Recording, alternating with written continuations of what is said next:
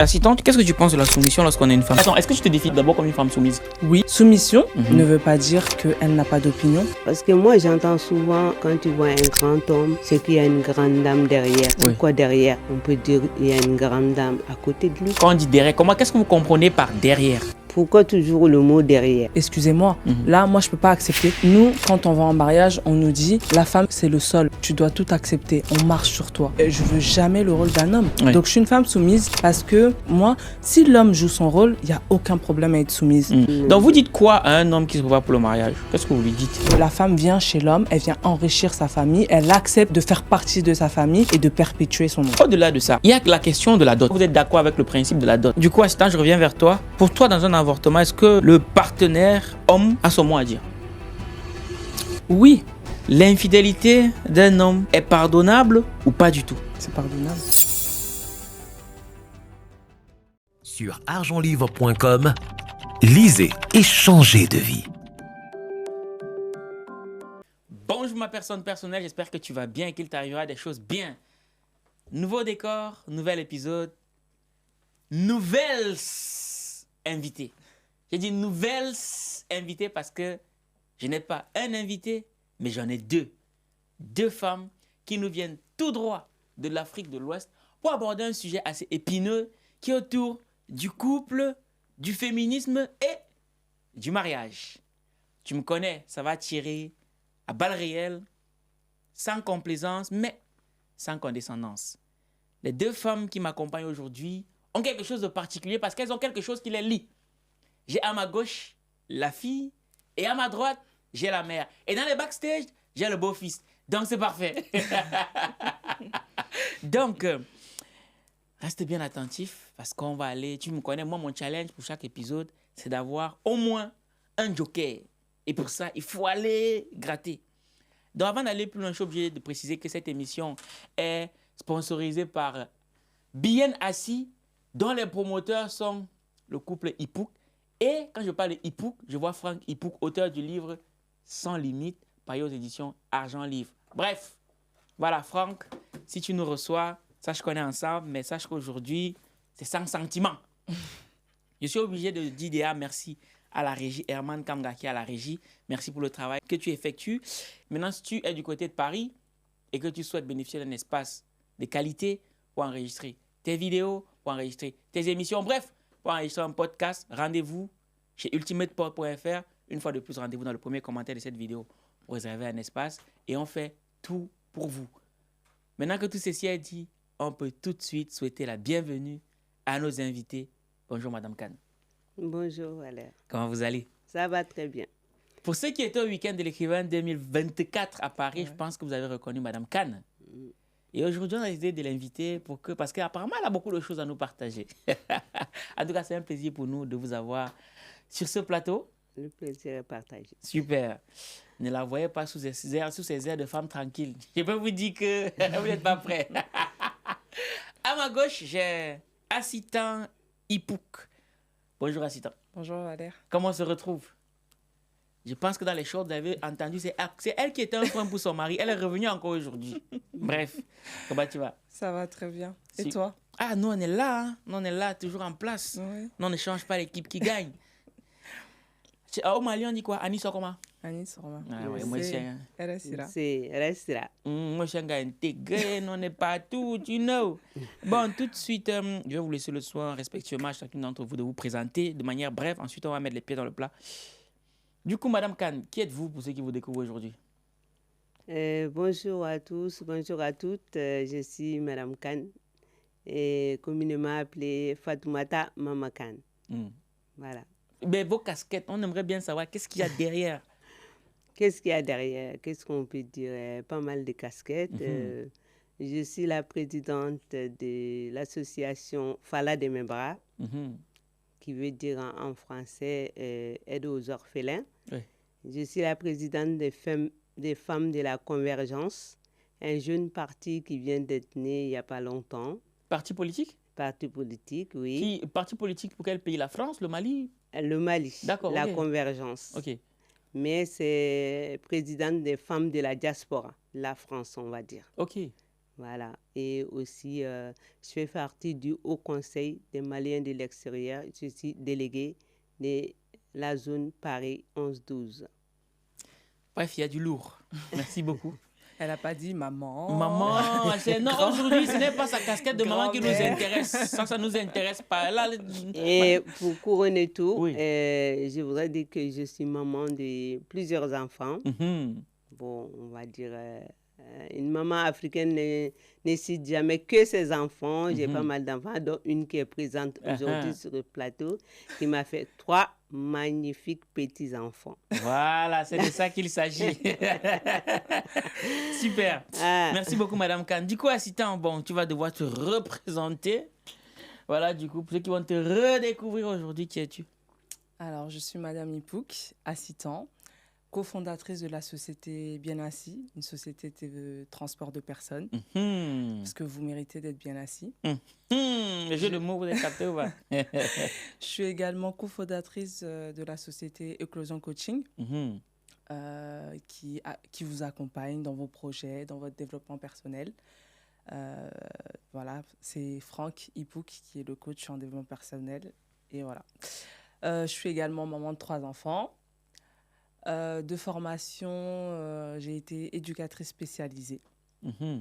Et voilà. Ok, bon, c'est déjà ça. Oui. C'est déjà ça. Bon, moi, je ne vais pas me présenter aujourd'hui. Ce n'est pas important. Tout ce que je sais, c'est qu'aujourd'hui, moi, je suis celui qui tire. Ok, je vais tout de suite mettre les pieds dans le plat. Pour toi, assistant, c'est quoi le féminisme? Le féminisme, sans aller dans la définition Larousse, Oui.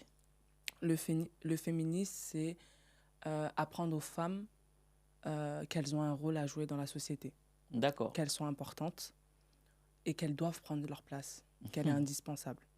Ok, je reviens là-dessus. Mais il faut d'abord qu'on pose les bases. Et pour vous, Madame Kane, c'est quoi le féminisme?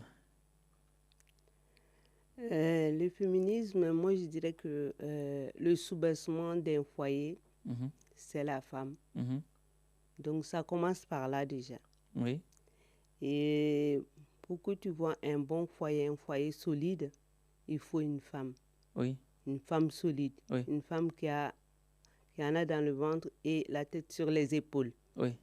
Et en même temps, Dieu a fait que c'est la femme qui porte les enfants. Ça, c'est pas pour rien. Donc, moi, je dirais que ça commence par là. Ça commence par là. Premier temps. Okay. Et le reste viendra après. Ok, ok. Tout à l'heure, tu as dit quelque chose du genre, assistant, qu'il faudrait que la femme prenne sa place, c'est ça? Tu estimes que la femme n'est pas à sa place? La femme, la place de la femme a été un petit peu peut-être bafouée, piétinée ces dernières années, ce dernier siècle peut-être. Et quand je dis qu'il faut que la femme prenne sa place, il faut qu'elle ait conscience de son importance et de sa place en fait. Je pense que maintenant ça commence un petit peu à revenir, mais il y a beaucoup de générations qui sont passées où elles se sont laissées vivre en oubliant qu'on était les mères de l'humanité. Mais est-ce que tu penses que ça a changé? Ça n'a pas changé. Oui. Ça a été peut-être un petit peu oublié, ça a été mis de côté, cette place-là, ce positionnement-là, ce rôle-là. Mais ça n'a pas changé, c'est toujours le cas. Comme maman dit, c'est les femmes qui portent les enfants. Et c'est pas pour rien, et ça ne changera jamais. Oui. Voilà. Mais on ne l'a jamais nié les femmes portent les enfants. Non, on ne l'a jamais nié. Mais quand on ne donnait pas le droit de vote aux femmes, c'est les mettre à l'écart. Mais est-ce que c'était dans tous les pays, ça? C'est pas dans tous les pays. Mais là, on est en Occident, on vit en Occident, et ça a été le cas. Et ça a beaucoup influé sur les générations après. Et même si c'était pas... Par exemple, en Afrique, c'était peut-être pas le cas, mais du fait de la colonisation, du fait qu'on nous a ramené une idéologie, un mode de fonctionnement, ça a aussi impacté les communautés africaines. Ce positionnement-là de la femme ne peut pas avoir un mot à dire dans la politique ou dans certains sujets. Mais est-ce que ce combat est encore d'actualité selon vous, Madame Kane?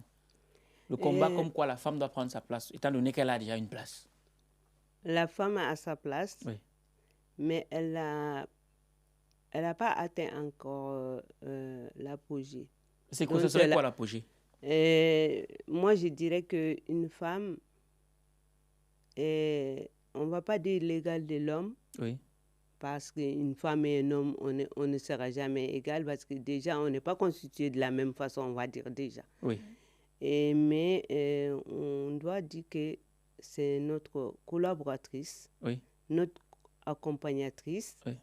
Au lieu de dire, parce que moi j'entends souvent, quand tu vois un grand homme, c'est qu'il y a une grande dame derrière. Pourquoi derrière? On peut dire qu'il y a une grande dame à côté de lui. Mais il faut là, vous nous prenez au mot. Quand on dit derrière, qu'est-ce que vous comprenez par derrière? Pourquoi toujours le mot derrière? Ça dépend de comment on prend aussi le mot derrière. Non, mais souvent les mots ont leur importance. Voilà, quand on dit derrière, ça aussi...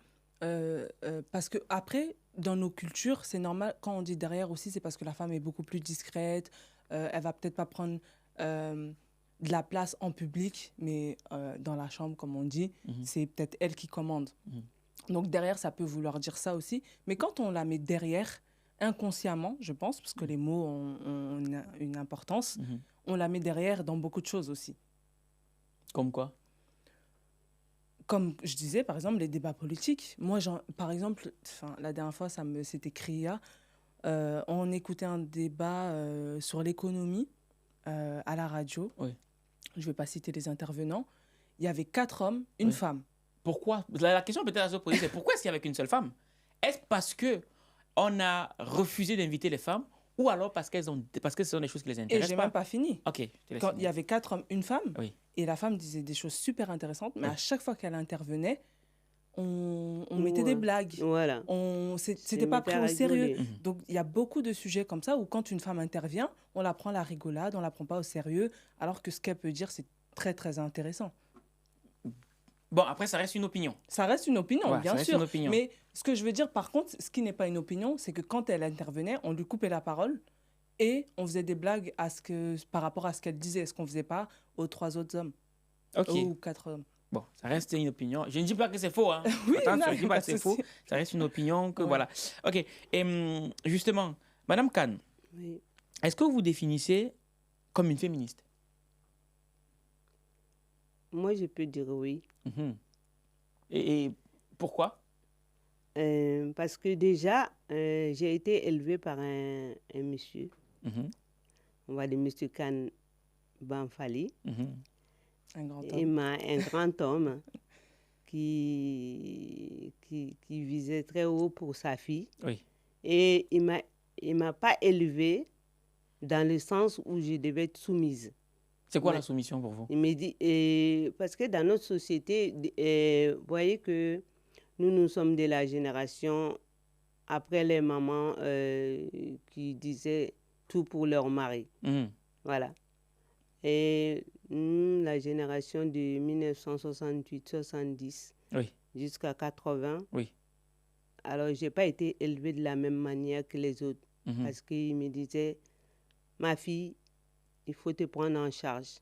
Ne t'attends pas à ce qu'un homme soit tout pour toi. La génération va beaucoup changer. Donc lui, il était visionnaire déjà. Il était avant-gardiste. Et pour vous, c'est... Donc du coup, il m'a élevée de telle manière que moi, j'étais indépendante par rapport aux autres. Même par rapport à mes frères. J'étais indépendante. Et c'est resté. Et j'ai suivi ce chemin-là.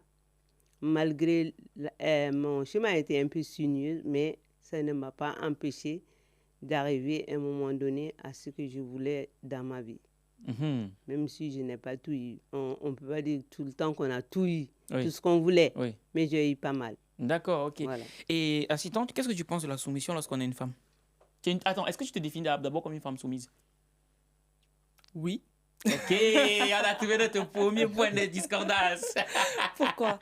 Oui, je suis une femme soumise parce que malgré que ma mère, c'est la plus grande féministe que je connaisse. Parce qu'elle a dit oui en hésitant. Moi, je te dis, c'est la plus grande féministe que je connaisse. Mais elle m'a élevée quand même dans nos traditions. Dans nos traditions, dans nos valeurs. Et dans notre culture, la femme est soumise. Soumission ne veut pas dire qu'elle n'a pas d'opinion, ne veut pas dire qu'elle n'a pas son mot à dire. Donc, je suis une femme soumise parce que je sais me tenir en société avec mon mari, dans ma belle famille, dans ma famille. Je sais quelle place je dois avoir, je sais quel comportement adapter. Après, mon mari et moi, on est capable de discuter, d'avoir des divergences et c'est OK, en fait. Il a son opinion, j'ai la mienne et voilà. OK. Donc pour moi, soumise, ça ne veut pas dire j'accepte tout. Voilà. Nous, quand on va en mariage, on nous dit la femme, c'est le sol. Oui. Tu dois tout accepter. On marche sur toi. Oui. Voilà. Donc, pour moi, c'est pas ça. On ne peut pas marcher sur moi. Oui. En fait, j'accepte beaucoup de choses. J'accepte beaucoup de choses, mais on ne peut pas marcher sur moi. Oui. Voilà. OK. Et est-ce que tu penses que, parce que justement, c'est ce que Mme Khan semblait, ce que j'ai cru comprendre, est-ce que tu penses que femme indépendante et femme soumise sont deux choses qui ne marchent pas ensemble? Ça peut marcher. Ça peut marcher. Fonctionne très bien. Fonctionne très bien. Ça fonctionne très bien. Parce que femme soumise aussi, ça veut dire femme qui est, comme on dit, qui est soumise à son mari, mais si le mari joue son rôle, qui lui, il est un chef de famille, qu'il est en tête, qu'il est... Là, il n'y a pas de souci à être soumise, en fait. Moi, j'accepte, mais je ne veux jamais le rôle d'un homme. mais oui, parce que j'ai envie de dire, moi, je suis très heureuse d'être une femme. Oui. Parce que pour moi, c'est l'homme qui ne dort pas la nuit. C'est lui qui, si les factures ne sont pas payées, qui fait des cauchemars. Moi, je suis une femme soumise. Je suis là derrière toi, je suis à la maison. Ça fait un peu vieux jeu. Ça ne veut pas dire que je ne peux pas travailler, avoir des projets, réussir. Mais s'il n'y a pas à manger à la maison, c'est toi qui ne dors pas. C'est pas moi. Chacun son truc. Moi, je ne dors pas quand les enfants sont malades, par exemple, tu vois. Ou que je dois allaiter, des choses comme ça. Donc, moi, si l'homme joue son rôle, il n'y a aucun problème à être soumise.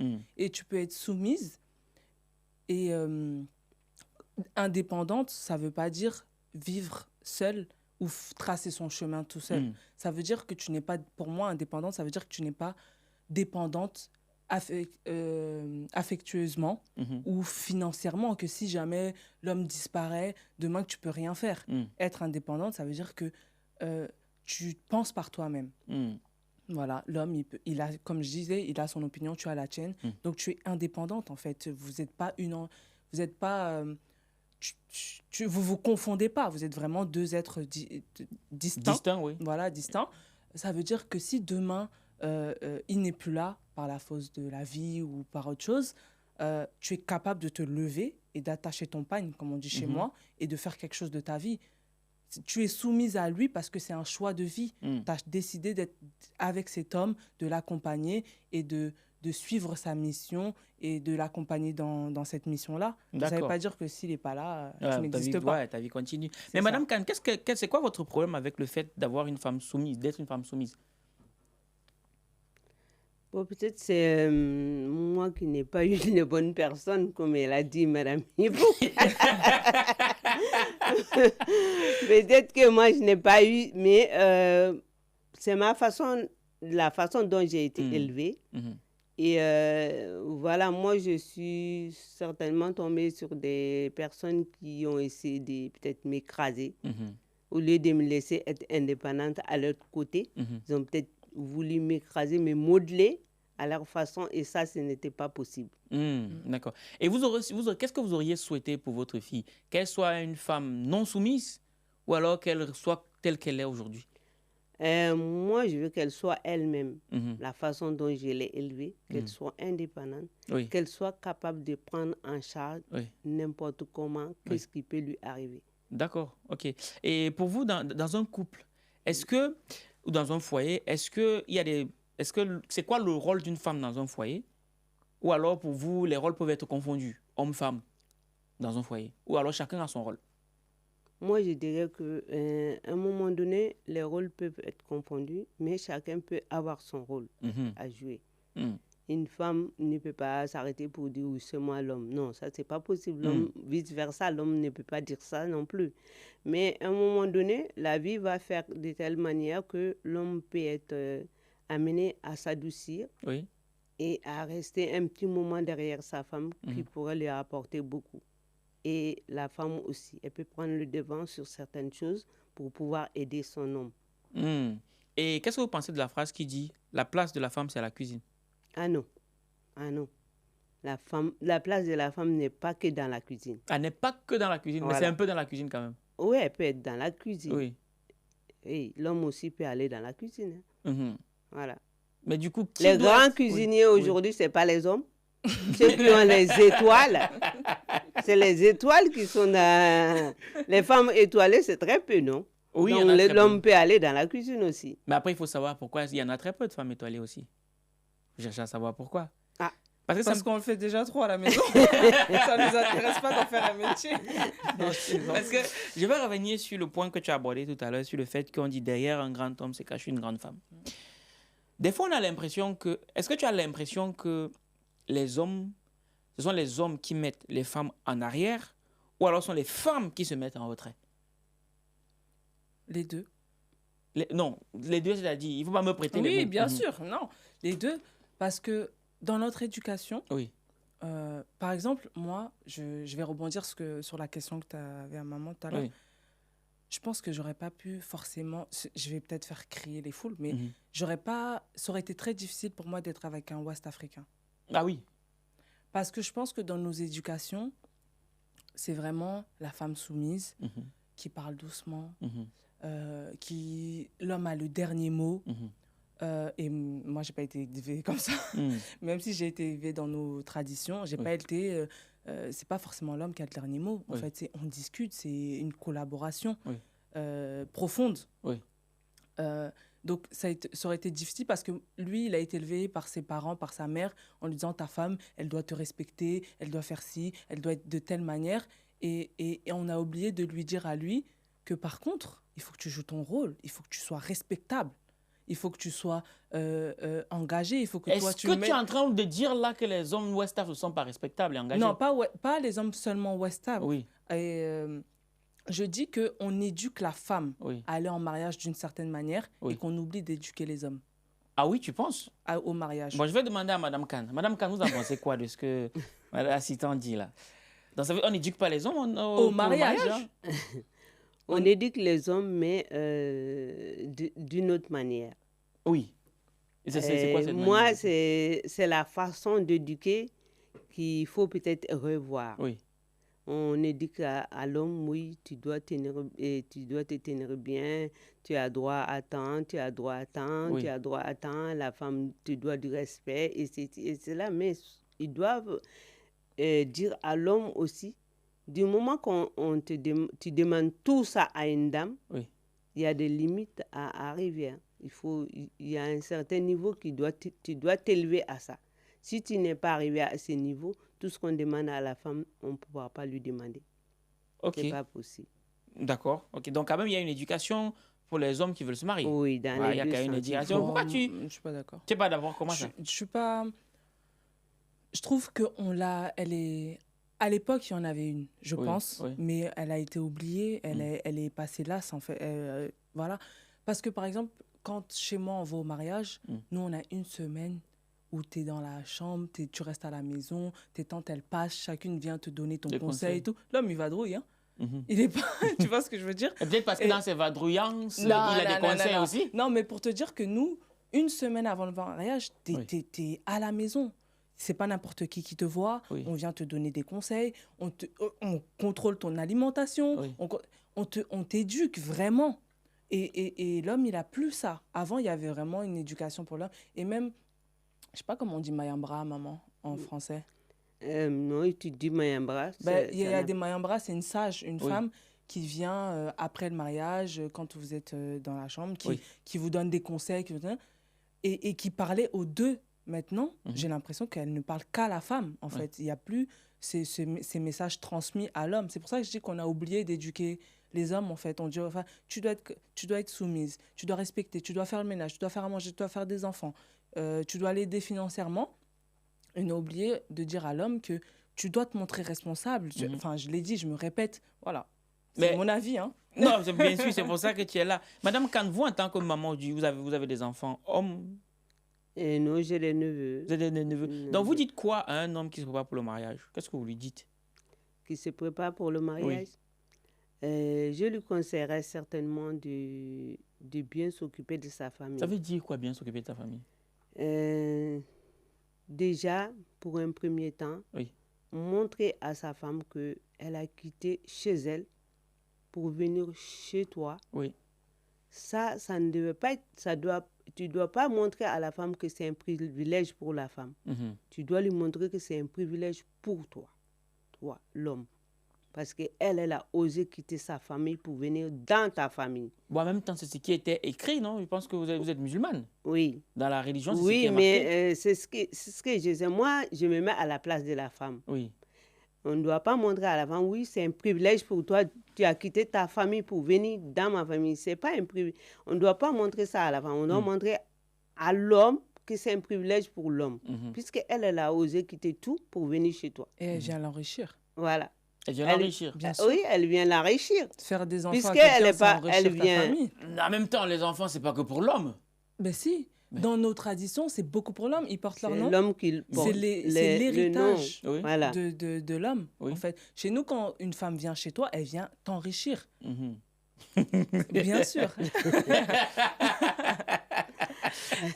Elle vient agrandir ta famille, elle vient perpétuer ton nom. Elle, son nom, il va disparaître. Peut-être que encore ses enfants à elle, on va dire, les enfants de Fatmata Khan. Moi, mes enfants, le nom Khan, il a complètement disparu de leur traçabilité. Parce que je me suis mariée à un Ipouk, c'est des Ipouks. Quand les Ipouks vont avoir des enfants, on ne va plus jamais entendre parler du nom Khan. Tu vois ce que je veux dire? Donc, c'est la famille Ipouk qui a été enrichie. Donc, toi, tu serais plus pour quoi mettre à côté des Ipouk? On met par exemple, les enfants mettent Ipouk Khan. Pas du tout. Pas du tout. Non, c'est comme ça. Pour moi, c'est comme ça et ça doit être comme ça. Moi, par exemple, chacun fait ce qu'il veut, bien entendu. Je ne suis pas pour mettre 2 noms de famille aux enfants. Déjà, ça fait des trucs à rallonge. Mais indépendamment de l'esthétique, pour moi, c'est... Après, j'ai été élevée comme ça. Peut-être que, voilà, la femme vient chez l'homme, elle vient enrichir sa famille, elle accepte de faire partie de sa famille et de perpétuer son nom. Ok. Voilà, donc, et avec ça, vous êtes d'accord, Madame Khan? Avec cette logique-là de la tradition, des coutumes? De la tradition et des coutumes, moi, je suis un peu partagée. Oui, les enfants doivent porter le nom de leur père? Voilà, de leur père. Et du coup, si la maman, elle n'a pas d'autre famille, son nom disparaît. Oui. Donc, je pense qu'il faut revoir un tout petit peu ça. D'accord. Donc, pour vous, il faut revoir le fait que il faudra aussi quelque part que la maman existe. Voilà, que maman apparaisse quelque part. Oui. Peut-être pas demain la veille, mais j'ose espérer que ça viendra. D'accord. OK. Et au-delà de ça, il y a la question de la dot. Sauf erreur de ma part, dans les coutumes musulmanes, maliennes, c'est l'homme qui verse la dot. On est d'accord? Oui. Pour vous, ça t'enrichir, on ne va pas non plus te payer en plus. Pour vous, ça signifie quoi? Est-ce que d'abord, vous êtes d'accord avec le principe de la dot? Au tout début, dans les temps passés, oui. Mais maintenant, je pense qu'il faut revoir ça aussi. Dans quel sens? Annuler carrément? Qu'est-ce que vous entendez par revoir la dot? Maintenant, non, il ne faut pas annuler carrément. Oui. Parce que c'est quand même une tradition qui avait un bon sens avant. Oui. Maintenant, comme tout un chacun se prend en charge, donc il ne faudra pas tout laisser à l'homme, je dirais. Tu peux nous dire c'était quoi le sens, maman? Et la dot, c'est quelque chose pour te dire que voilà, tu viens chez nous et on t'honore. On ne t'achète pas, mais c'est quelque chose qu'on verse à tes parents.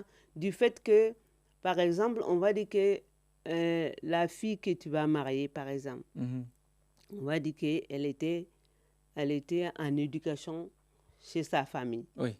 Voilà. Donc maintenant, les époux vont dire, voilà, nous, vous avez bien éduqué notre fille, on va vous récompenser de quelque chose.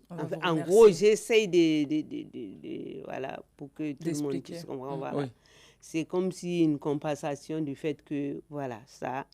Et en plus de cela, s'il y a eu d'autres éléments bien positifs, il devra avoir de l'or, tout le bazar derrière. Voilà. Donc ça, c'est des choses comme ça. Mais c'est un peu plus profond que ça. Mais en survolant comme ça, ça veut dire à peu près ça. Mais on peut être féministe et valider la dot? Bon, oui, parce que ça, c'est des traditions bien ancrées. Oui. On ne va pas se lever du jour au lendemain parce que je suis féminine, tu vas enlever tout ça. Tu vas te faire... non. On peut être féministe et valider la dot, mais attention. La dot ne veut pas dire ruiner la famille du mari. Parce que les gens ont compris que la dot, c'est l'argent qu'on verse. Non, la dot, elle n'est pas beaucoup. La dot, voilà, c'est pas une question de sous. Hein. La dot, c'est, comment dire, c'est un petit geste pour montrer. Elle doit même pas, chez nous, elle ne doit pas dépasser les 15 €. Ah oui? Ah oui. Attends, pause. Donc, si j'ai bien compris, c'est valable dans tout le Mali? Oui. Ça ne doit pas dépasser 15 €. 15 €. Ah, ça, je ne sais pas, moi. Attends, oui. Ce qu'on demande au mari d'apporter, oui, ça n'a rien à voir avec la dot. Ah oui. Oui. Ça s'appelle Minangolo Songo. Ça veut dire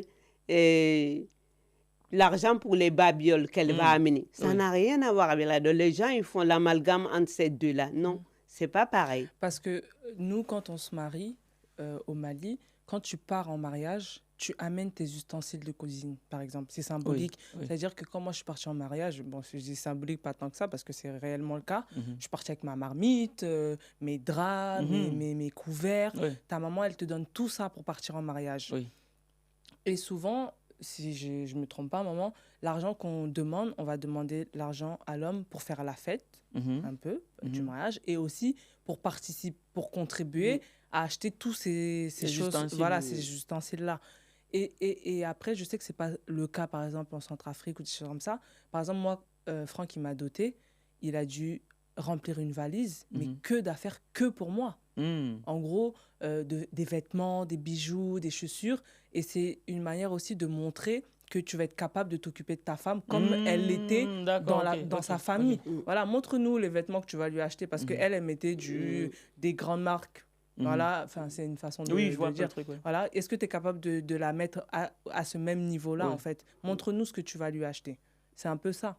Donc, ça veut dire que le mariage n'est pas pour les pauvres? Si.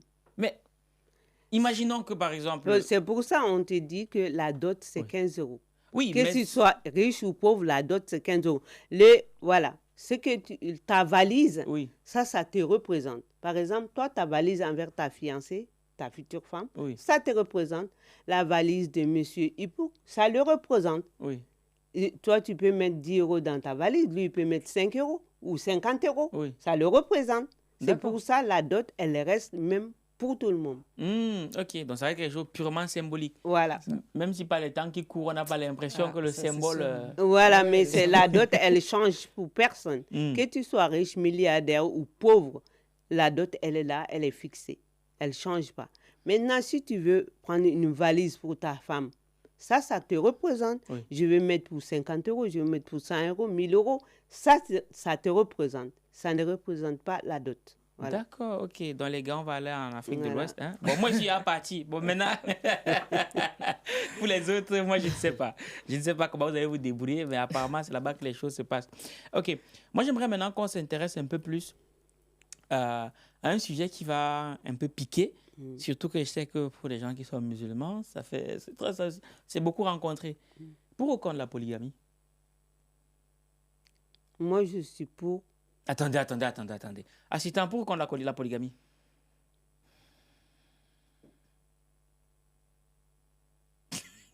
Je sais pas.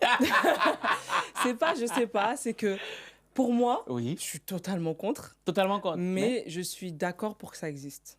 Ah, ok, d'accord, on va se poser deux secondes. Moi, je ne serais pas dans un foyer polygame, c'est sûr. Oui, mais je suis pour le fait que ça existe. Ouais. On va se poser 2 secondes et rappeler que cette émission est sponsorisée par Franck Ipouk, auteur du livre Sans limite, par l'édition Argent Livre. Le plus grand ennemi de l'homme, ce sont ses pensées. Donc, on va revenir, hein, vous voyez un peu tous les cas, comme disaient les Ivoiriens. Est-ce qu'on peut être féministe et valider la polygamie, Madame Kane? Est-ce que ce n'est pas contradictoire? Bon, après, si je peux dire que... Non. Moi, c'est Madame Kane pour le moment. Non, mais j'aurais dit qu'elle a mis de l'eau dans son vin.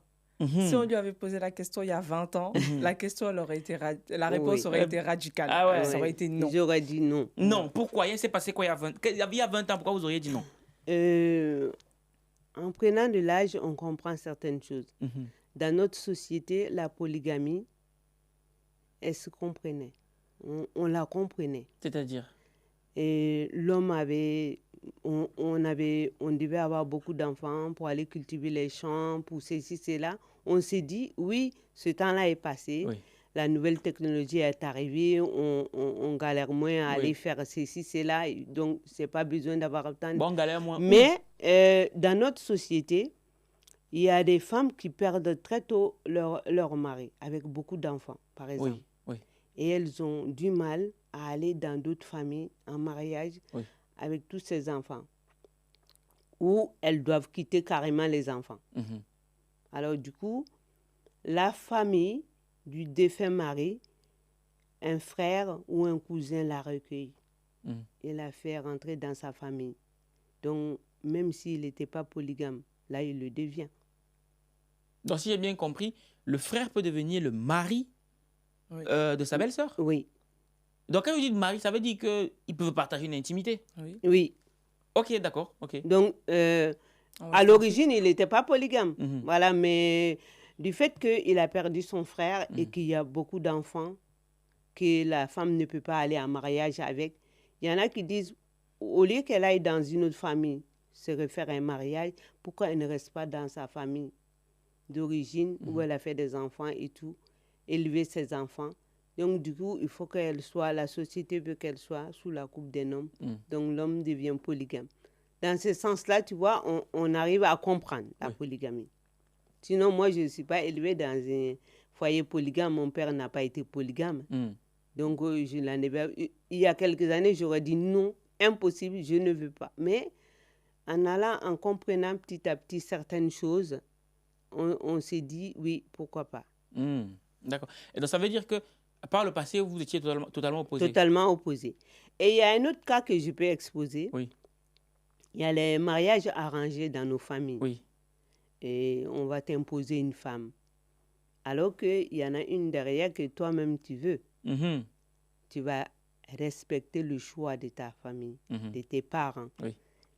Mais puisqu'on te donne le choix d'avoir une autre, alors tu vas aller chercher celle que tu veux, réellement. Celle que tu as dans ton cœur. Si tu ne le fais pas officiellement, tu le feras officiellement. Donc, autant le faire officiellement. Voilà, du coup, ce qui fait que quand on regarde tous ces côtés-là, on accepte la polygamie. On s'est dit, il y a des situations, des cas, voilà, qui font que, voilà. Ok, d'accord. Je n'avais jamais eu cette grille de lecture-là. Et du coup, Assistant, je sais que tu voulais réagir par rapport à ça. Et moi, dans les cas dans lesquels je peux accepter la polygamie, c'est que les femmes sont en accord.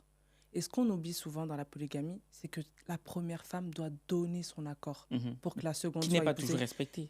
C'est presque jamais respecté. Oui. Même, on a vu le cas d'hommes qui allaient se marier en cachette, carrément.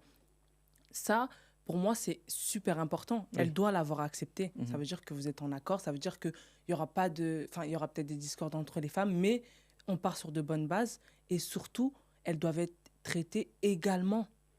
Si la polygamie, ce n'est pas pour les pauvres. Tout à l'heure, tu disais le mariage, ce n'est pas pour les pauvres. La polygamie, ce n'est pas pour les pauvres. Oui. Excusez-moi. Ça veut dire que les dames, elles doivent avoir chacune leur maison.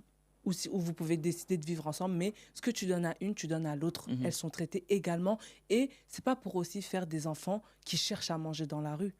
Excusez-moi. Là, moi, je ne peux pas accepter. Mais un homme qui a les moyens, les femmes sont d'accord. Parce qu'il y a des femmes qui sont d'accord avec la polygamie, qui l'acceptent, qui disent « Oh, mais moi, ça me va très bien de l'avoir 2 jours dans la semaine ou 3 fois dans le mois, tu vois. Ok, mais si c'est pour faire des enfants qui n'ont pas à manger, qui ne peuvent pas se vêtir, ce n'est pas intéressant. Et si c'est pour en léser une, ce n'est pas intéressant non plus. Et c'est illégal même. Ok, bon. Illégal. Ça dépend du pays dans lequel on se trouve. Non, dans la religion, c'est illégal. Oui. Quand tu épouses, la religion dit que quand tu prends plusieurs femmes, elles doivent être traitées également. Si tu n'es pas en capacité de leur donner exactement la même chose, tu n'as pas le droit de prendre plusieurs femmes. Est-ce que ça ne relève pas de l'utopie, ça? Je pose des questions. Bien sûr, bien sûr. Mais c'est pour ça qu'aujourd'hui, on a pris les facettes qui nous arrangeaient, des textes, des traditions, de la religion, et on en a fait ce qu'on voulait. Mais c'était écrit que tu dois traiter tes femmes également. Si tu n'es pas capable, tu t'assois tranquille chez toi avec ta femme. D'accord. Et d'autres questions qui va un peu faire saigner, c'est pour ou contre l'avortement? Waouh. Tu l'avais pas vu venir celle-là? Ouais, pour. Ouais. Madame Kane, pour ou contre l'avortement? Moi, je dirais c'est mitigé. Mitigé. Parce qu'il y a des situations délicates qui vont amener beaucoup de souffrance. Oui. Dans ce cas, moi, je serais pour. D'accord. Mais sinon, il y a tellement de moyens, tellement qui a été mis à la disposition des jeunes filles, des jeunes garçons, que ça ne devrait plus arriver. D'accord. Mais il y a des situations qui font que on peut accepter. D'accord. Donc, du coup, assistant, je reviens vers toi. Pour toi, dans un avortement, est-ce que le partenaire homme a son mot à dire? Oui, il a son mot à dire. Après, moi, je suis peut-être dans un monde utopique, mais en fait, pour moi, tout doit se prendre, les décisions doivent se prendre à deux. À partir du moment où vous avez décidé, l'acte, il a été consommé à deux, vous avez fait le choix à deux, donc oui, il aurait son mot à dire. Après, j'ai conscience en disant ça que c'est la femme qui porte. C'est, par exemple, pour les jeunes filles de 13-14 ans, le garçon, il a engrossé, mais lui, il va au collège tranquille. Elle doit porter ce regard-là tous les jours sur elle. Ouais. Et donc, lui, il pourrait faire le choix de dire oui, on garde. Et assumer aucune conséquence, en fait, au final. D'accord. Donc, oui, il a son mot à dire, mais la femme reste maître de son corps, j'ai envie de dire. La décision finale reviendra à la femme. Et oui, pourquoi aussi? Parce que moi, je pense à l'enfant à naître. Parce qu'une femme qui met au monde un enfant contre son gré ou à contre-cœur, c'est encore un enfant détruit, un futur psychopathe. Enfin, tu vois ce que je veux dire? Donc, voilà. Moi, je prends tout ça en compte. Ça ne s'arrête pas juste à mettre un enfant au monde. Si c'est pour le maltraiter ou l'abandonner, il y en a déjà bien assez, en fait. D'accord. Bien assez, bien assez. Oui. Et vous, Madame Kane, est-ce que l'homme aurait son mot à dire dans l'avoir au cas où une femme voudrait avorter? Ça dépend dans quel contexte. Bon, j'imagine que... Si c'est dans le mariage, moi, je dirais que l'homme, oui, il a son mot à dire. Si c'est dans le mariage. Et si c'est dans le cadre de juste d'un... Nous sommes copains, copines, c'est vrai qu'on projette de se marier, on n'est pas encore mariés. On a... Bon, il y a la femme tombe enceinte. L'homme aurait son mot à dire ou pas, du coup, dans ces circonstances-là? S'il est majeur, que la fille est majeure, oui. L'homme aurait son mot à dire. Oui, mais s'ils sont tous les deux à très bas âge, comme ça arrive souvent, moi, je dirais que les parents ou la société doivent intervenir auprès d'eux. D'accord. Dans ce cas, pourquoi est-ce que un homme, très souvent dans la société, un homme qui dit, OK, dans ce cas, c'est la femme qui a un enfant, elle veut accoucher, et l'homme, lui, il n'est pas d'accord. Très vite, il est taxé d'irresponsable. Pourquoi? Parce que quand tu forniques, tu sais les conséquences, tu connais les conséquences. Quand on pose un acte, on sait quelles conséquences il peut avoir. Donc, à partir de là, quand elles sont là, il faut prendre ses responsabilités. Et encore une fois, la femme, elle est maître de son corps. Moi, je ne deviens pas maman le jour où j'accouche. Je deviens maman le jour où mon test est positif. Tu vois? Et donc, je conçois que pour la maman, elle ne puisse pas avorter, en fait. Après, moi, je suis d'accord pour dire que vous avez été deux dans cet acte. Tu prends la décision de le garder alors qu'il est contre. Pour moi, je dirais, tu lui demandes rien du tout, en fait. Pour moi, ça serait logique. Donc, dès lors, tu ne devrais pas le traiter d'irresponsable. Ah non, pas du tout. Moi, je ne suis pas d'accord. Si c'est pas dans le mariage, si vous étiez protégé, parce que des fois, ça arrive que vous soyez protégé, il a le droit de dire c'est pas mon souhait et j'avais pris les dispositions pour ça. S'il n'a pris aucune disposition, il n'a pas le droit de te dire tu dois avorter. C'est un irresponsable. Parce que en prenant pas ces dispositions, il savait que ça pouvait arriver. Mais si vous avez pris toutes les dispositions et que ça arrivait quand même parce que... Mais dans ce cas, une femme qui décide d'avorter, elle est quoi, du coup? C'est-à-dire? une femme qui n'a pas pris ses dispositions, qui n'a pas pris ses dispositions et qui tombe enceinte et qui décide d'avorter, elle est quoi du coup? Si l'homme lui est irresponsable, la femme. Moi, je suis contre cette idée-là. Enfin, je peux pas dire, chacun fait ce qu'il veut, mais moi, une copine à moi, par exemple, qui viendrait m'exposer une situation comme ça, je lui dirais, mais t'es irresponsable. Ah, ok, d'accord. Je lui dirais, t'es responsable. Si tu savais que tu voulais pas tomber enceinte et avoir un enfant, tu prends tes dispositions. On est en 2024. D'accord. Voilà. Sachant que ça peut arriver en ayant pris ses dispositions, ça, c'est autre chose. Mais si t'as pas pris tes dispositions, c'est que consciemment ou inconsciemment, tu le voulais, en fait. Donc, t'assumes. Ok. Et du coup, Madame Kane, vous en pensez quoi? Oui, ça c'est... moi, je dirais peut-être la même chose, hein, parce que avec tous les dispositifs qu'on a mis en place, et que les jeunes filles doivent se protéger, les jeunes gars doivent se protéger, ça ne devrait pas arriver, mais n'empêche, ça peut arriver. Et quand ça arrive... s'il y a vraiment beaucoup de souffrance qu'il va y avoir derrière, moi j'ai dit qu'il faut se rapprocher des personnes qui peuvent les aider. Ok, mais bon, vous êtes unanime sur le fait qu'au final, c'est la femme qui décide, quoi. Parce que c'est son corps. Pas que, parce que c'est elle qui va être en charge de cet enfant. Moi, c'est pas juste parce que c'est son corps.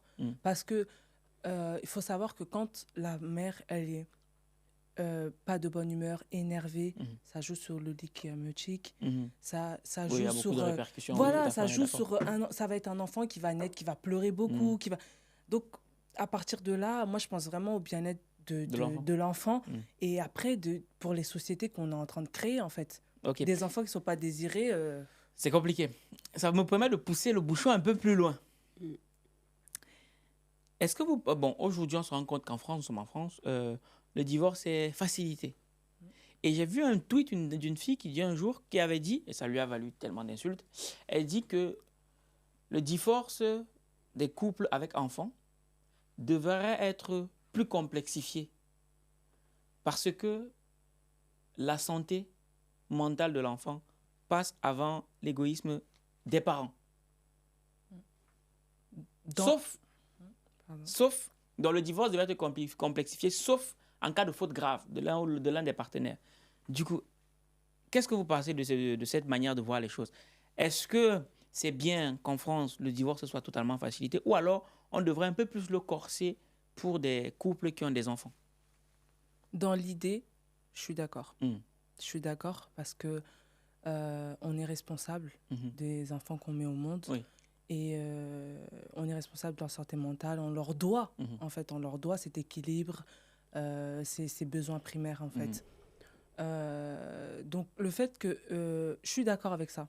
Et je trouve que même dans nos coutumes, c'est un peu le cas, en fait. Parce que quand moi, j'arrive, je dis « Maman, c'est bon, j'en ai marre. » Elle va d'abord me poser des étapes que... Quand je vais devoir franchir toutes ces étapes, je vais dire « Bon, je ne sais pas si ça vaut le coup, en fait. Peut-être que je vais aller m'asseoir chez moi. » Le fait que ça soit trop facile, on ne prend pas la dimension. Oh, maintenant, on va faire une garde alternée. Mais ça, les enfants, on leur a proposé un équilibre au début qu'ils vont perdre. Pourtant, il y a des enfants qui sont nés dans des... Je suis issue d'une famille monoparentale et je pense que je suis plutôt bien construite. Ouais, tu penses, on n'est pas très sûr, ouais. Tu vois, mais je veux dire que ça crée des bouleversements. Tous les enfants ne réagissent pas de la même manière et ça crée des bouleversements énormes, surtout quand les parents se déchirent derrière. Donc oui, moi je pense que si ça pouvait être complexifié et surtout, c'est pas l'idée de complexifier pour complexifier, c'est s'asseoir et voir à la base pourquoi ils divorcent. Comme dirait Patson, il y en a qui divorcent pour des histoires de ketchup. Enfin, et je pense que si on prenait le temps dans la société, on est tous pressés, on court après quoi? Si on prenait le temps de se poser, de dire, OK, qu'est-ce qui fait qu'on s'est aimé? On a réuni 150 personnes pour leur dire, venez voir comme on s'aime, venez être témoins de notre amour, et qu'un jour, on devient des ennemis ou on décide de se séparer alors qu'on a créé des êtres humains, en fait. On a mis des êtres humains au monde et qu'on avait décidé de les élever, de les grandir, de les faire grandir ensemble. Qu'est-ce qui s'est passé? Est-ce que vraiment on ne peut pas faire de retour en arrière? Je pense que déjà, ça serait la base. Donc, complexifier, ouais, moi je me dis, peut-être que pour chaque divorce où il y a des enfants, il faudrait mettre une médiation, au minimum de 3 mois, 6 mois. Voilà, on met une médiation. Si vraiment on n'arrive pas à vous, entre guillemets, réconcilier ou qu'il n'y a plus de de retour possible, ok, vous divorcez. Ah, c'est très bien expliqué. Elle parle comme le Coran ou comme la Bible, bref. Et vous, Madame Khan, vous en pensez quoi, vous? Oui, du moment que vous êtes allé aussi loin, quand les enfants sont là, vraiment, il faut faire un effort. Parce que vivre dans un foyer monoparental, c'est pas facile du tout. C'est pas facile. Et l'enfant peut en souffrir beaucoup, beaucoup, beaucoup. Et si vraiment il y a possibilité qu'on puisse passer ces caps-là en ayant laissé les enfants grandir un peu, ce serait l'idéal. Mais bon. Et c'est quoi le plus gros challenge, puisque vous êtes des femmes, d'une femme de lever un enfant seul ou des enfants seuls? C'est quoi le plus gros challenge du coup? C'est de pouvoir avoir une activité salariale, on va dire. Parce qu'élever un enfant, c'est une activité aussi, même si elle est non rémunérée. Oui.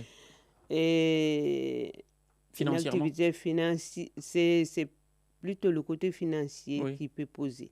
Surtout le côté financier. Et voilà, parce qu'il va y avoir des moments où il faut faire garder l'enfant. Oui. On ne peut pas l'avoir tout le temps en dehors de l'école, en dehors des heures d'école ou des heures de crèche. Et il faut pouvoir... quand vous êtes deux, vous pouvez jongler d'une manière ou d'une autre et puis vous arriverez à s'en sortir. Même ça, c'est souvent difficile. À plus forte raison, une seule personne. C'est très difficile. D'accord. Et justement, au-delà de ça, du fait que gérer un foyer monoparental, donc, quand vous parlez de séparation, parce que j'ai eu beaucoup de gens dire que, bon, pour eux, c'est mieux quand il y a des disputes entre les deux parents, c'est mieux de se séparer parce qu'un enfant qui voit ses deux parents se disputer, ça sera plus traumatisant pour lui plutôt que de vivre chez les deux parents de manière alternée.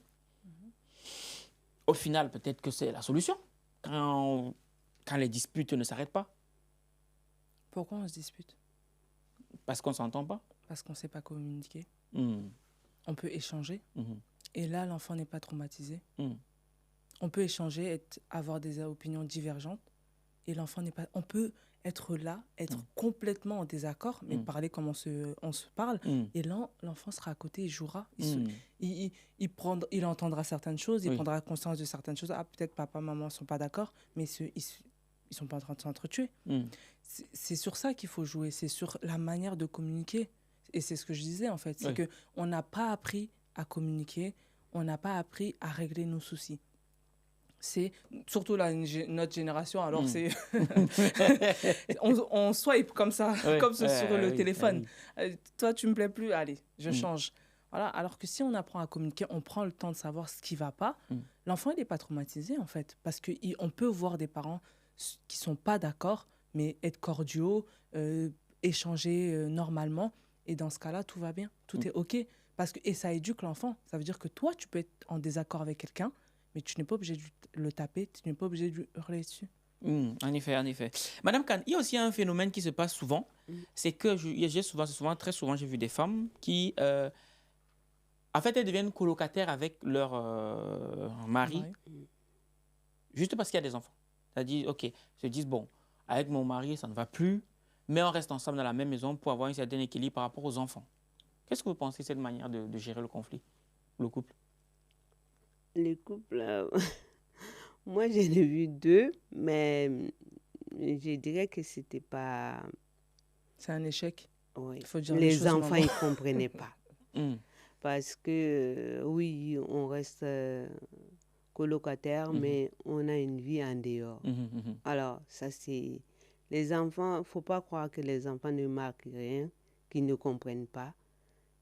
Peut-être il y a eu beaucoup de non-dits de leur part, mais alors là, ça les chamboule dans la tête. Moi, j'en ai pris une. Et la phrase elle m'a posé une question, je n'ai pas su comment répondre. Et c'était quoi la phrase du coup? Elle me dit pourquoi ma mère est ici, ma mère, elle a un autre homme, et mon père est là, il a une... Voilà, on ne sait pas quoi répondre à ça. Elle me dit, est-ce que c'est comme ça tout le temps? Du coup, moi, je ne savais pas répondre à ça. Je me suis dit, pourquoi tu ne poses pas? Elle me dit, non, je ne peux pas, ils vont me frapper. Il a peur. L'enfant avait peur de poser ces questions. Mais à moi, il me l'a posé, mais moi, je ne savais pas quoi répondre en réalité. Mais ça montre bien qu'il voilà, montre bien qu'il comprend étrange du mariage. Parce que quand le papa, peut-être il n'amène pas à la maison. Sa nouvelle à la maison, peut-être que la maman n'amène, mais inconsciemment, ils vont tous sortir avec lui au McDo, au restaurant, avec lui.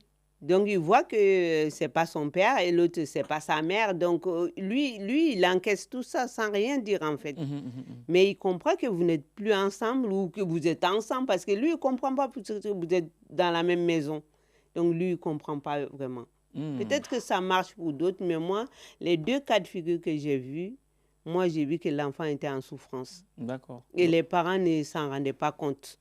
Dans une circonstance comme ça, il vaut mieux se séparer. Plutôt que d'être colocataire. Oui. Ou sinon, si vous voulez vous sacrifier, sacrifiez-vous pendant un bon bout de temps. Ça ne marche pas, maman. Mais... La preuve, ils n'arrivent pas à sacrifier. Ils font le choix dans l'idéal de sacrifier, de dire on reste ensemble, mais ils ne sont pas ensemble. Et moi, je trouve que les enfants en souffrent d'autant plus, en fait, parce que ce n'est pas clair. Sachant que les enfants imitent, en fait. Donc, leur construction, elle va être chamboulée. Finalement, on doit avoir un partenaire, 2 partenaires, 3 partenaires.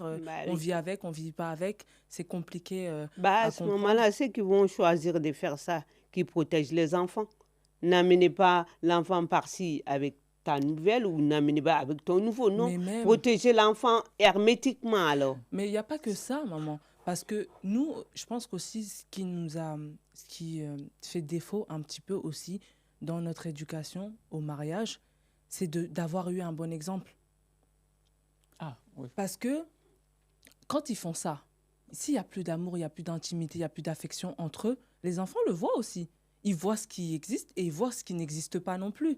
Donc ça veut dire que comment tu vas expliquer à ton fils plus tard que mais il faut être doux avec ta femme, il faut avoir des petites attentions s'il n'a jamais vu son père le faire, parce que peut-être qu'il le fait dehors ou voilà. Les enfants, ils ont aussi besoin de ça, ils se construisent en voyant leurs parents faire. Voilà, donc ils ont besoin d'un couple qui est au clair avec ceux qui sont l'un pour l'autre et ce qu'ils font. Voilà, il faut qu'ils voient de temps en temps papa qui donne la main à maman. Quand je dis qui donne la main, qui rigole avec maman, qui peut avoir ça se fait pas chez nous de faire un bisou, des trucs comme ça. Mais il y a cette affection, il y a cette chaleur on retransmet l'amour en fait. Et si les enfants voient pas ça, il y a beaucoup de potentialité pour que ça soit pareil dans leur couple et qu'ils soient malheureux et qu'ils sachent même pas d'où ça vient. Tout à fait, tout à fait. Ok, là je vais poser une question qui fait trash. Tu vas répondre, je commence par toi, Citan. L'infidélité d'un homme est pardonnable ou pas du tout? C'est pardonnable. Pardonnable. Oui. Je pose l'autre question. Est-ce que l'infidélité d'une femme est pardonnable ou pas du tout? C'est pardonnable. Pardonnable. Oui. Ok. Madame Kane. Oui. Pour vous, l'infidélité d'un homme est pardonnable ou pas? Moi, je n'aime pas trop l'infidélité. Non, bon. Ma question, est-ce que c'est pardonnable ou pas du tout? On peut comprendre. Donc on peut pardonner? Oui. Ok. Maintenant, l'inverse. Est-ce que l'infidélité d'une femme est pardonnable ou pas du tout? Ça dépend de quelqu'un. Moi, je dirais que ça peut être pardonné. Ça peut être pardonné. Ok. Donc, ça veut dire que, imaginons que vous avez votre fils qui a une femme qui est infidèle. Vous lui diriez quoi à votre fils? De pardonner ou pas? Mais je lui demanderais pourquoi elle t'est infidèle. Parce qu'une femme qui t'aime ne te trompera pas. Une femme qui t'aime ne te trompe pas. Oui. Donc ça veut dire que si elle a trompé, ça veut dire qu'elle n'aime pas. Il y a quelque chose. Donc ça veut dire que du coup, c'est plus pardonnable. Voilà, qu'est-ce qui s'est passé? Non, mais il faut... Tout n'est pas noir et blanc. Il faut comprendre pourquoi, le pourquoi. Donc ça veut dire qu'en cas d'infidélité, il faut chercher à comprendre pourquoi est-ce que la personne est infidèle avant de prendre une décision. Voilà. Il faut comprendre le pourquoi. D'accord. Donc du coup, assistant. Pour toi, l'infidélité d'une femme, c'est pardonnable, tout comme l'infidélité d'un homme, c'est pardonnable. Oui. Ça veut dire que demain, ton fils, il a sa femme, qui le trompe. C'est quoi ta réaction du coup? Tu lui dis quoi? Je lui dis, qu'est-ce que tu as fait? Non. Qu'est-ce que tu as fait ou qu'est-ce que tu n'as pas fait? Mais pour... Donc, oui. Clairement, je te dis vraiment, si, non, je ne vais pas prendre l'exemple. Si un jeune homme me dit, oui, ma partenaire me trompe, je vais dire, dis-toi, ne vois pas son erreur. Ce que tu peux impacter, c'est toi. Donc, qu'est-ce que tu as fait ou qu'est-ce que tu n'as pas fait? Et si c'est l'inverse? Si c'est la femme qui est victime d'infidélité? Pareil, je lui dirais, pourquoi? Après, si c'est un malade mental, c'est un malade mental. Mais qu'est-ce qu'il fait? Qu'est-ce qu'il n'a pas? Qu'est-ce qu'il va rechercher dehors? Et si derrière cette infidélité-là, il y a un enfant qui naît? Oui. C'est quoi pardonnable la question? aussi. Donc, peut-être l'homme est infidèle. C'est pardonnable de fait qu'il a eu un enfant. En fait, pour moi, oui. L'amour supporte tout. L'amour résout tout. Enfin, à partir du moment où il y a de l'amour et on est en accord pour essayer, pour faire en sorte que ça marche, tout est pardonnable. Donc, ça veut dire que, bon, maintenant, l'inverse. Un homme qui a sa femme elle le trompe avec un autre homme, elle tombe enceinte. Moi, je te dis, tout est pardonnable. C'est pardonnable. À partir du moment où les deux parties ne se sentent pas lésées et qui sont d'accord, tout est pardonnable. Donc, pendant 9 mois, l'homme il va voir sa femme, le ventre qui grossit, c'est l'enfant d'un autre homme. Ça existe partout. Non, il est conscient. Qui sait? Comment toi tu sais qu'il est conscient, il est inconscient? Non. Il y a combien de femmes qui sont venues dire c'est ton enfant? Non, ça on ne le sait pas. Mais imaginons, je sais que tu m'as trompé et je sais que l'enfant que tu portes n'est pas le mien. Oui, mais est-ce que les autres sont obligés de savoir que tu sais ou que tu ne sais pas? Non, mais moi, ton enfant, il sait. Donc, ça veut dire que, imaginons, tu as ta belle-fille qui vient à la maison. Elle a trompé ton fils. Oui. Et elle vient avec une grossesse. S'ils s'aiment, moi, je vais dire, accepte, c'est un enfant. D'accord. Un enfant, c'est toujours un bonheur pour moi. Ok, donc l'enfant, ça sera ton petit-fils ou ta Bien sûr. Okay. Mais en fait, pour moi, l'affiliation, c'est pas le sang, en fait. Moi, il y a des enfants que j'aime autant que mes enfants. Que tu aimes autant que tes enfants? Enfin, oui, après, la différence, c'est que Dieu m'a donné la charge de 3 enfants. Je n'ai pas la charge des autres enfants. Mais moi, si je dois accueillir un enfant chez moi, je l'accueillerai au même titre. Et tu l'aimerais autant que tes enfants? Je l'aimerais autant. À tel point que si on dit que tu as un fusil, il faut tirer sur l'un des deux. Non, mais je ne tire pas. Non, attends. Non, mais c'est quoi ces histoires? Non, parce que tu attends de voilà. Non. Tu as 2 enfants, tu te dis, OK, il y a un bonbon, il faut donner à l'un des deux. Les deux sont au même pied d'égalité. Je coupe le bonbon. On dit un bonbon, il faut donner à une personne. Je mange le bonbon. On dit qu'il faut donner, pas manger. Non, pour te dire que je peux pas choisir. Moi, et en plus, comment j'ai été élevée, de la manière dont j'ai été élevée, si je dois choisir quelqu'un, ça sera l'enfant qui n'est pas le mien. Bon, je comprends ce que tu veux dire, même si pour moi, il y a un peu de déni. Okay, mais bon, non, il n'y a pas de déni parce que, en fait, l'enfant qui est le mien, je sais qu'il a senti ma chaleur. Il sait que cet amour ne le quittera jamais. Alors que l'autre, il peut avoir un doute. Oui, mais pour toi, pour toi, tu estimes que l'amour que tu portes, ou bien l'affection, l'attention que tu peux porter à ton enfant, pour un autre entier enfant qui viendrait chez toi, ce serait pareil. Parce que, en fait, ma conception des choses, c'est que mes enfants, ils ne m'appartiennent pas. C'est vraiment que Dieu, l'univers, ce que vous voulez, me les a confiés pour que je les fasse grandir et tout. Donc, en fait, que ce soit ceux que j'ai mis au monde ou ceux qui sont venus me trouver dans ma maison, c'est la même chose, en fait. Ok. Je comprends et je respecte. Madame Khan, du coup, vous partagez l'avis de la conception de votre fille? Sur quoi? Sur le fait que vous avez votre fils qui a une femme qui le trompe. Vous le savez. Elle revient et vous voyez l'enfant grandir dans son ventre tous les jours. Vous accueillez cet enfant comme votre petit enfant. Si mon fils accepte, moi j'accepte. D'accord. Ok. Bon, la messe est dite. Dernière question, après on va se séparer. Quel est le regard que vous portez sur les Africains de la diaspora? C'est vague. Les Africains de la diaspora, moi je dirais que il faut s'entraider.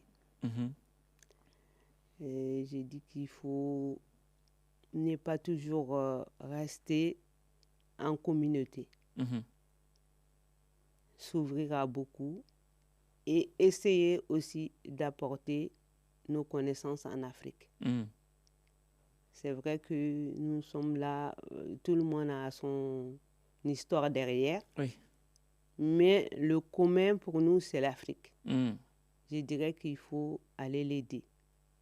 Ne pas rester avec nos connaissances ici. Ne pas rester avec nos richesses. Ce n'est pas tant pécuniaire, mais il y a beaucoup d'autres richesses qu'on a peut-être acquis qu'il faudra aller faire partager. du give back. On a besoin de tous les enfants d'Afrique. Voilà. Moi, j'ai dit qu'il faut faire un retour vers l'Afrique.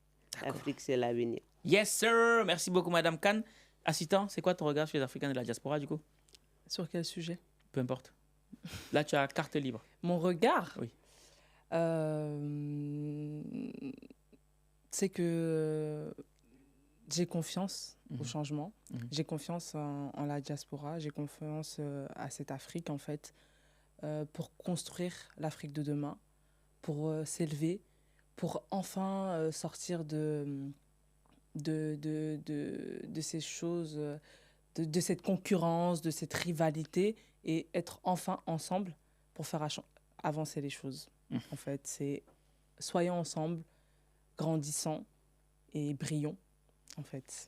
Soyons ensemble, grandissons, brillons, espoir, sans limite, bien assis. Bref, tu l'auras compris. C'était Valère Bélias avec Madame Kane et sa fille Assita Henri-Pour sur le podcast d'Argent Livre une fois de plus. Si tu auras apprécié, n'hésite pas à nous le dire en commentaire. Commente, partage, like, ça nous permettra de savoir que ce type de contenu t'intéresse. Cela étant dit, je rappelle que si jamais tu souhaites enregistrer un contenu de qualité, le rendez-vous, c'est chez Ultimate Port. On te met le lien dans le premier commentaire de la vidéo, quelque part là. Ou sinon, on donne rendez-vous à la prochaine vidéo. Minakano. CRS Jeans. GBS Music. C'est encore moi, c'est encore la 3D. Les éditions Argent Livre. Immortel. Les éditions Argent Livre. Et si je pouvais changer l'histoire, mon expérience j'allais la partager. Car beaucoup d'humains se trompent par faute de recueil pour s'inspirer. Quand on parle de grandir, c'est pas question de l'âge ou de physique. On parle de vision, on parle de rêve. Des livres pour forger le mindset. Les éditions Argent Livre. Concrétisez vos rêves à changeant de vie. C'est l'unité de mesure de la réussite. Coucher ton histoire sous forme de livre. Édition à l'appel, place à Argent Livre. Et y a ceux qui écrivent et ceux qui lisent. Ceux qui écrivent pour changer de vie. Et y a ceux qui lisent et ceux qui écrivent. Ceux qui lisent pour changer de vie. Écrire pour impacter, je suis immortel. Aïe, aïe. Écrire pour impacter, je suis immortel. Aïe, aïe. On veut changer l'histoire, laisser un héritage. Écrire pour impacter, je suis immortel. Aïe, aïe. Donne-moi une feuille et puis un stylo. Oui. Pour s'ouvrir au monde sous forme de plusieurs mots. Frère, tu sais pas besoin d'être au niveau. Argent. Écrire un livre, c'est pas affaire d'intello. On renaît de ses cendres grâce à un livre. On raconte les meilleurs grâce à des livres. Et même si t'arrêtais de vivre, tu seras immortel grâce à un livre. Les éditions Argent Livre. Concrétisez vos rêves à changeant de vie. C'est l'unité de mesure de la réussite. Coucher ton histoire sous forme de livre. Édition à l'appel, place à Argent Livre. Et y a ceux qui écrivent et ceux qui lisent. de l'écrivain. Ceux qui écrivent pour changer de vie. Et y a ceux qui lisent et ceux qui écrivent. de l'écrivain, Ceux qui lisent pour changer de vie. Écrire pour impacter, je suis immortel. Aïe, aïe. Écrire pour impacter, je suis immortel. Aïe, aïe. On veut changer l'histoire, laisser un héritage. Écrire pour impacter, je suis immortel. Aïe, aïe. Week-end de l'écrivain. Week-end de l'écrivain. Week-end de l'écrivain. Bienvenue, week-end de l'écrivain. Week-end de l'écrivain. Week-end de l'écrivain. Week-end de l'écrivain. Bienvenue, week-end de l'écrivain. Écrire pour impacter, telle est notre devise. Parce qu'un Africain qui écrit, c'est une bibliothèque qui se construit. On va le faire sans le son, on va le faire ensemble. Écrire pour impacter, je suis immortel. Aïe, aïe, aïe. Écrire pour impacter, je suis immortel. Aïe, aïe, aïe. On va changer l'histoire, laisser un héritage. Écrire pour impacter, je suis immortel. Allez, allez, allez.